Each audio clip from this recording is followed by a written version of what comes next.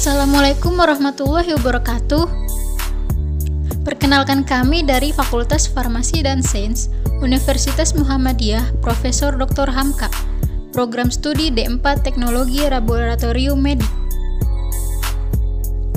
Perkenalkan, kami dari kelas 4C yang beranggotakan yang pertama Muhammad Rizky dengan NIM 1804034063 dan Maulidia Juliana 1804034064. Di sini kami akan mempresentasikan tentang pemeriksaan boraks. Definisi boraks. Boraks adalah senyawa kimia turunan dari logam berat boron atau dengan lambang unsur B. Boraks merupakan antiseptik dan pembunuh kuman. Bahan ini banyak digunakan sebagai bahan anti jamur, pengawet kayu, dan antiseptik pada kosmetik.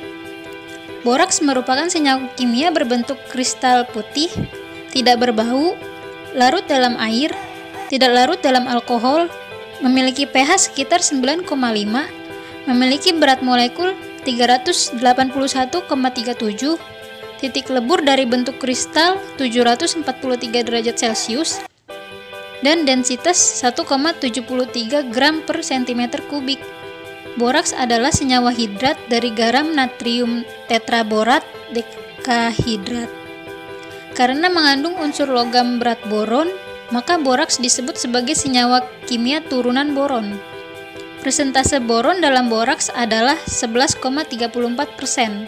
Sebutan untuk boraks dalam dunia perdagangan yaitu Borovax 3-Alpene, hydrogen orthoborate, kalsium borate, atau sasolite.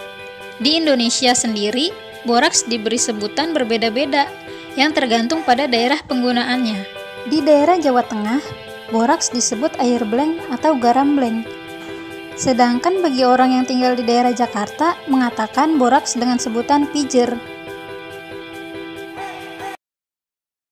Tujuan dari pemeriksaan ini adalah yang pertama untuk mengetahui cara pemeriksaan boraks pada sampel, dan yang kedua untuk mengidentifikasi boraks pada makanan.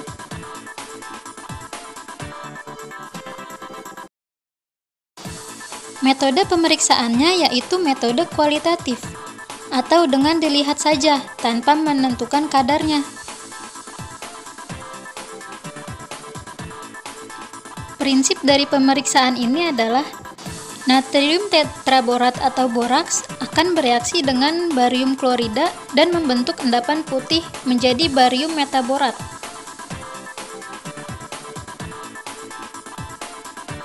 Alat dan bahan.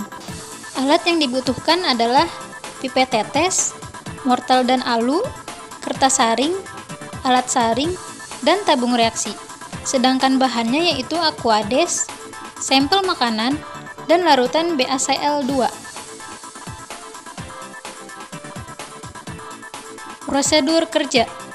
Sebelum kita melakukan pemeriksaan, kita harus menyiapkan sampel atau preparasi sampel. Yang pertama, sampel dipotong kecil-kecil, kemudian dihaluskan dengan mortal dan alu, lalu ditambahkan aquades secukupnya, dan setelah itu disaring dan diambil filtratnya. Setelah kita melakukan preparasi sampel atau persiapan sampel, lalu kita ke tahap selanjutnya yaitu uji boraks. Yang pertama, sampel filtrat dimasukkan ke dalam tabung reaksi dengan pipet, lalu ditambahkan larutan BaCl2 dan dilihat hasil endapannya yang terbentuk.